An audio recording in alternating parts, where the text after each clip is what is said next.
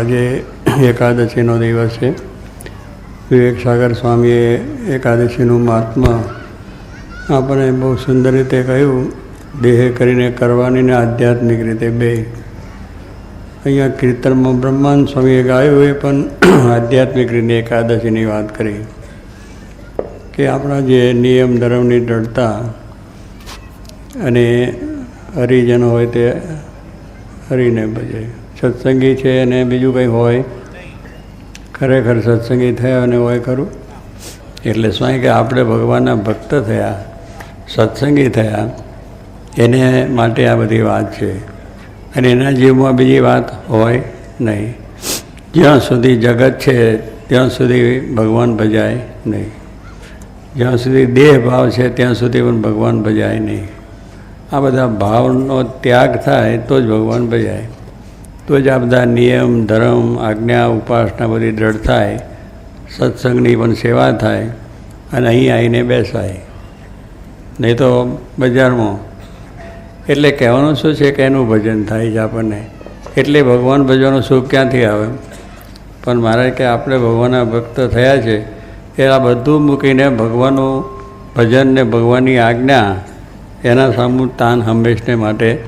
એટલે જોગી મહારાજને બીજું કંઈ તાન હતું ખરું?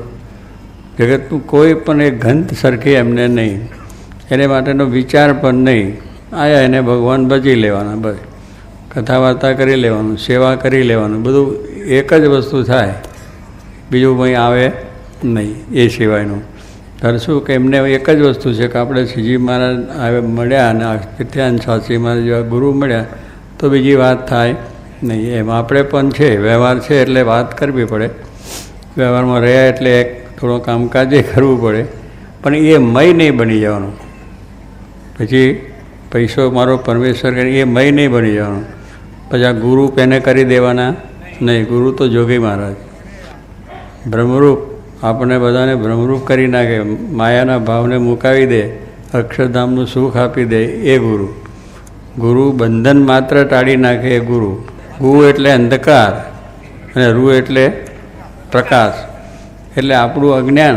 ગુ એટલે શું? અંધકાર આપણામાં કેટલો બધો પડે. કામ ને ક્રોધ ને લોભ ને મમતા ને મારું ને તારું ને આ બધા માયા જગત એટલી બધી વર્ગી છે ચારે બાજુથી તે ભગવાન ભજવા નવરા નથી. પણ એ બધું આપણામાં પેઠું છે એ કાઢવા માટે ગુરુ.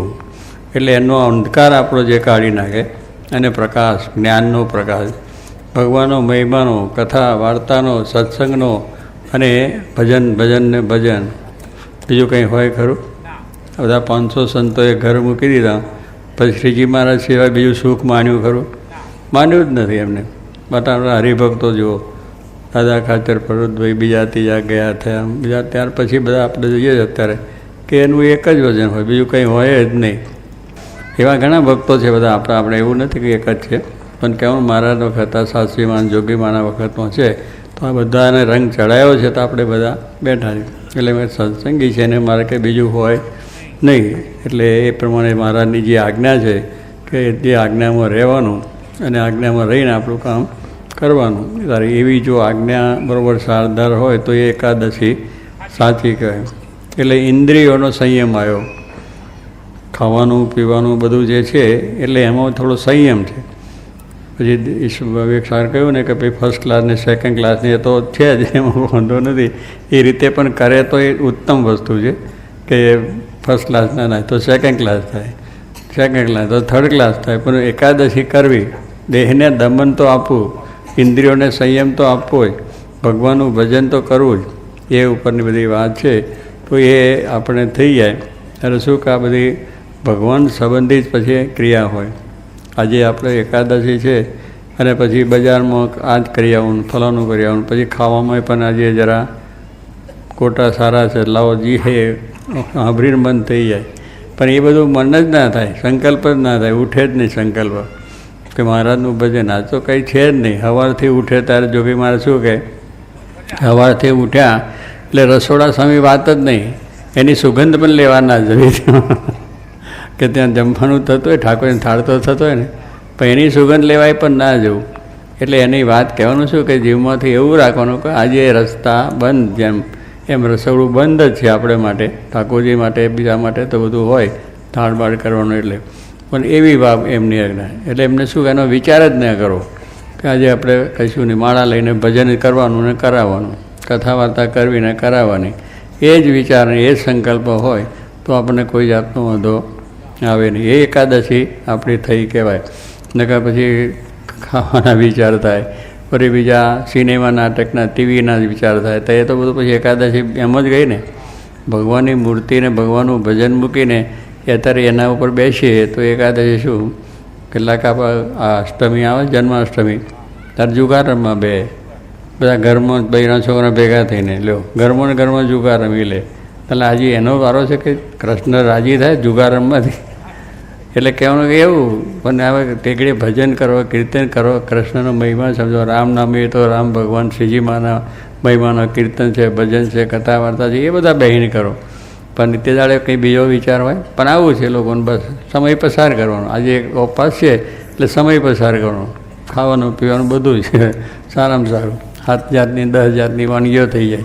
એટલે કહેવાનું આ બધું મનને હજુ આપણે દેહને એટલી બધી રીતે આપણા આધીન થયા છે કે જરાય એક દાડો આટલું કરવું પડે તો વિચાર આવે. એકાદશીનો આગલે દાડે ખબર પડે કે આવતીકાલે એકાદશી, એટલે હાંસથી જ પગ ભાગી જાય કે હવે કાલે અપવાસ આવશે, શું થશે, કેમ થશે, એનો વિચાર આવે. પણ એનો વિચાર શું કરવાનો છે કે આપણે વિચાર કરવાનો ક્યાં છે? ભગવાનની દયાથી બધું થઈ જાય. પણ કહેવાનું શું કે એમ એક શબ્દ સાંભળીને પણ મોરા પડી જાય. પણ સ્વામી કે હજારો આપણે કાર્યો બધા થયા છે અને હજારો વખત સુધી ખાધું હશે, હજારો જન્મ સુધી પીધું હશે, હજારો જન્મ સુધી જોયું હશે, અને એ બધા ઘણા જાતના બધા કર્યા હશે. હવે આ જન્મે કદાચ એક દિવસ આપણે જો આ રીતે રહીએ તો પછી વાંધો કંઈ આવે નહીં. શરીરના જો બધા ઉપવાસ કરનારા બધા માણસ કેટલા કરે, 4 મહિનાના ઋષિમુનિઓ ઉપવાસ કરતા, 4 મહિના સુધી ઋષિમુનિની વાત છે. અને વળી ખાવાની અંદર કંઈ ફરારમાં બધી વાનગીઓ નહીં, પાંદડા ખાઈને રહે, એટલે ફળફળાદી કરીને રહે, કેટલાક દૂધ ઉપર રહે. આવા બધા ઘણા આપણા આગળના વાત કરીએ છીએ અને અત્યારે પણ ઘણા કરે છે. અત્યારે આપણે મહારાજના વખતમાં કરીને અત્યારે આ સંતો બધાએ કરે છે જોગીમાની આજ્ઞા પ્રમાણે. એટલે કે એનાથી દેહ પડી જતું નથી, પણ મન મોરું પડે છે, મનની નબળાઈ છે, એટલે મારાથી નહીં થાય એવા મારા વિચાર આવે એટલે પછી થઈ ગયું. બીજાને પાછો મોરો પાડી દે કે સારું મારે તો આજ કંઈ થાય એવું નથી લાગતું ને બહુ આમ છે ને તેમ છે, તને કેમ છે? તો કે તારા જેવું મને છે. લ્યો એ બીજું શું કરે? જેને બળ નથી, જેને કરવું નથી, જેને સંકલ્પ, એટલે એને પાસે જાઓ ને તમે પૂછો તો કંઈ કામ થાય? એ કંઈ તમને કંઈ કથા વાર્તાની વારે બળની વાત કરે ખરા? ના કરે. હવે એની પાસે શું આપણે આશા રાખીએ? એની પાસે હોય જ નહીં. એમાં આપણે સ્વામી કહે છે જો એવા ધર્મ, જ્ઞાન, વૈરાગ, ભક્તિ, કથા વાર્તા, કીર્તન એમની પાસે જઈએ તો આપણને કંઈ બળની વાત કરે કે ના? જોગી કે ના શું થાય? લાવો શકું 2 કિલો બળ આપવાની વાત કરે તો એની આગળ પછી આપણે મોરી વાત થાય, હા બાપા થઈ રહ્યું, હાથ જ જોડી લેવાના અને થઈ જાય. પણ કહે બાપાને એટલું બધું મોરી વાત કરે તોય નહીં, પાણી પીવાની વાત કરે તો નહીં. એટલે એટલી બધી એમની પોતાની જો દ્રઢતા શ્રદ્ધા હતી તો બીજાને પર એ શ્રદ્ધા થાય. પણ આપણે જ મોરી વાત કરીએ કે આ તો બને નહીં, ના તો થાય નહીં, કરે નહીં, જગતનું બધું થાય પણ ભગવાનનું ના થાય. તો એ બધી વસ્તુને મૂકીને સુરવીર થઈને સ્વાય કે સુરવીર થાયનું આ કામ છે. ચીરસાટાની વાત છે તો એ આપણે કરવાની વાત છે. એકાદશીનો મહિમા એ કે ઇન્દ્રિયો, અંતસ્કરણ એ બધાની દ્રઢતા કરવાની છે, જીવમાં પણ દ્રઢતા કરવાની છે કે ભગવાનની દરેક આજ્ઞા પડાશે. ભગવાનની દરેક આજ્ઞા મારાથી પડાશે, ના કેમ પડાય? બળ રાખે તો બધી આજ્ઞાઓ પડે છે, ના તો પડાય એવું કશું છે નહીં. પણ પેલું બળ ના હોય એને પાછું રડતા હતા અને પિયરિયા મળ્યા. પેલા એમ કહે છે ને ભાઈના રડતા એને પછી પેલા પિયરના આવ્યા એટલે એને વાતની થઈ ગઈ, એટલે એને જોગ થઈ ગયો કે બહુ સારું રડતા, ચાલો એટલે લઈ લે. કારણ કે આપણે પણ એવું છે ને રડતા એની પાસે જઈએ કે મારે તો આવું થાય છે કે સારું કાંઈ નહીં, આપણે શું જરૂર છે, બધા કંઈ ઘણા દાડા એકાદશી કરીને કરશે, આપણે ના થાય તો કંઈ નહીં, મોરી વાત કરી નાખે. એટલે એવી મોરી વાત નહીં, ભજન કીર્તન કથા વાર્તાની અંદર થઈ જાય. એટલે કહેવાનું શું છે કે ભગવાન મળ્યા છે એટલે આપણે બધી અગવડો વેઠીને પણ, મુશ્કેલીઓ વેઠીને પણ ભગવાન ભજ્યા છે. કેટલાય માણસો તો તપ કરી નાખ્યા છે, હાડકાં ગાળી નાખ્યા છે, આવા બધા દાખલાઓ કર્યા છે. તોય સ્વામી કહે છે એ બધામાં એમને એમ કર્યું તોય રહી ગયા, કારણ કે ભગવાન પ્રગટ ભગવાનને સંત મળ્યા નહીં તો નથી થયું. આપણે તો બે વસ્તુ મળી ગઈ, બીજી મારા સાક્ષાત એમનો જન્મ અને જોગી મારા જેવા ગુરુ મળ્યા, એટલે ભગવાન સંત બે મળ્યા છે. શું ન થાય એ દેહ કરીને ભજને થાય, ઉપવાસે થાય, કથા વાર્તા થાય, ભજન થાય, બધું થઈ જાય. એટલે એવું છે. તો આ પ્રમાણે મહારાજ કહે છે સર્વને ભગવાન ભજીને સુખ્યા થવું. સહજાનંદ સ્વામી મહારાજ.